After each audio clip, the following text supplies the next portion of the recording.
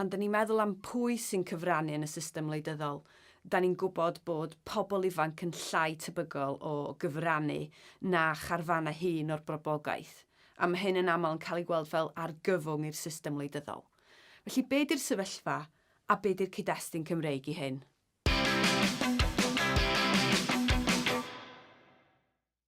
Gan fod pleidleisio yn rhan allweddol o sut mae unigolion yn gallu cyfrannu yn y system wleidyddol, mae maint y bleidlais yn cael ei ystyried fel mesur pwysig o gyfranogi yn y system wleidyddol. A beth ni'n gweld ydy cwymp sylweddol yn hyfranogaeth pobl ifanc mewn etholiadau. Os da ni'n edrych ar y data sydd gennym ni, dim ond arolygon ydyn nhw ac amcamgyfrifon, ond mae yna gwymp sylweddol wedi bod yn y nifer o bobl ifanc 18 i 24 sy'n pleidleisio mewn etholiadau cyffredinol. Felly mae'r data yn dangos cwymp o sefyllfa o 76.4% o bobl ifanc yn pleidleisio yn etholiad cyffredinol 1964 i 38% yn pleidleisio yn etholiad cyffredinol 2005. Mae'r amcamgyfrifon yn awgrymu bod y sefyllfa wedi gwella mewn etholiadau cyffredinol diweddar. Sefyllfa lle mae'r niferoedd sydd wedi pleidleisio yn ôl i lefelau tebyg i 1992 efo oddeutu 65% o bobl ifanc wedi troi allan i bleidleisio. Wrth gwrs, mae hyn wedi cael ei ystyried fel youthquake, nath gyfrannu at nifer fawr o bobl ifanc y bleidleisio dros Jeremy Corbyn a dylanwad hynna ar etholiad 2017. Mae nifer wedi cwestiynu'r data yma. Maen nhw'n derbyn bod na fwy o bobl ifanc wedi pleidleisio, ond maen nhw'n cwestiynu pa mor sylweddol oedd y niferoedd yna. Pan dyn ni'n edrych ar y darlun ehangach ar draws gorllewin Ewrop a Gogledd America, mae'r darlun hyd yn oed yn fwy pryderus o ran goblygiadau'r niferoedd llai o bobl ifanc sy'n troi allan i bleidleisio. Da ni'n gwybod wrth dyfu'n hun, wrth ddatblygu'n oedolyn a chael cyfrifoldebau fel morgais, swyddi, dod yn rieni ac yn y blaen, bod pobl ifanc yn fwy tebygol o droi allan i bleidleisio a fwy tebygol o gyfranogi. Ond mae'r data'n dangos dros amser bod llai o hyn yn digwydd. A'r risg ydy, y dros amser ydy bod llai o bobl yn mynd i fod yn pleidleisio. Felly mae'r broblem yma'n cael ei gweld fel nid problem pobl ifanc yn unig, ond problem ehangach sy'n mynd i gael effaith fawr ar gymdeithas ac bod angen datrys hyn. Mae yna risg gorbwysleisio'r data meintiol o nifer sy'n troi allan i bleidleisio, ac wrth edrych yn ehangach mae'r ymchwil yn awgrymu darlun chydig yn wahanol a llai o ddatgysylltiad pobl ifanc o'r broses wleidyddol, achos bod gan bobl ifanc ddiddordeb mewn gwleidyddiaeth, bod nhw'n fodlon ymwneud yn wleidyddol, ond falle nid pleidleisio. Mae yna lawer o dystiolaeth o lefel isel o ymddiriedeth pobl ifanc yn y system wleidyddol.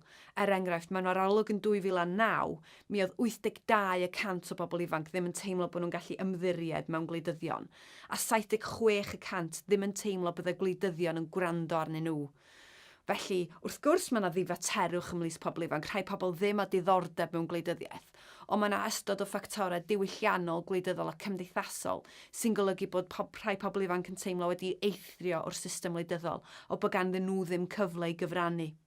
Mae yna fwy o alwadau am gwneud y system wleidyddol yn fwy agored drwy gynyddu amrywiaeth mewn cynrychiolaeth wleidyddol, lleihau y safswm oedran pleidleisio i 16, cyflwyno diwygiadau i wneud i'n fwy agored o ran mwy o bleidleisio cyfrannol, gwneud i'n symlach i allu pleidleisio gan gynnwys gwneud i'n symlach i gofrestru bleidleisio, a hefyd mwy o addysg gwleidyddol i bobl ifanc a mwy o gyfle i gyfrannu'n wleidyddol. A beth am gyd-destun Cymru? A'r un ydy'r darlun yma? Does na ddim llawer o ymchwil ar hyn yn y cyd-destun Cymreig, ond be dyn ni'n gwybod ydy bod na bleidleisio arwyddocaol wedi digwydd a bod y pleidlais a diffyg pleidlais pobl ifanc wedi cael effaith. Enghraifft, yn referendwm ar ddatganoli yn 1997, nath yr arolygon ddangos yn gryf bod pobl ifanc o blaid cael datganoli gwleidyddol i Gymru, ond nhw oedd y lleiaf tebygol o'i bleidleisio. Yn yr un modd, mae pobl ifanc wedi bod yn llai tebygol o bleidleisio mewn etholiadau'r cynulliad. Ac yn y referendwm mwyaf diweddar yn 2011, pobl ifanc oedd eto o lleiaf tebygol i bleidleisio, ond mi oedd yr rheini a wnaeth bleidleisio ymysg pobl ifanc, nath nhw oedd 68% o'r rheini yn deud eu bod nhw wedi pleidleisio o blaid cael mwy o rymoedd datganoledig yng Nghymru. A be di'r barn ddiweddara ar hyn? Yn 2017, mi adroddodd panel arbenigol ar ddiwygio etholiadol yng Nghymru yn paratoi ar gyfer trosglwyddo grymoedd o ran trefniadau etholiadol yng Nghymru i'r Cynulliad Cenedlaethol.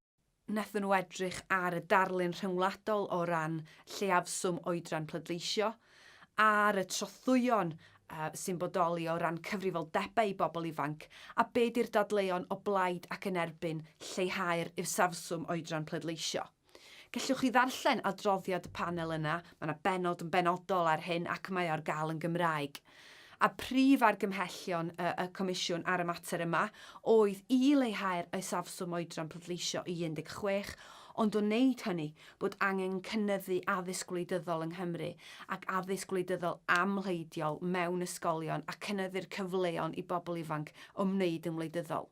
Felly, ydy newidiadau fel yna, ochr yn ochr â sefydlu Senedd Ieuenctid Cymru yn mynd i diwygio a gweddnewid y cyfleon sy'n ei bobl ifanc yn wneud yn wleidyddol, a maes o law trawsnewid cyfranogaeth yn y system wleidyddol yng Nghymru.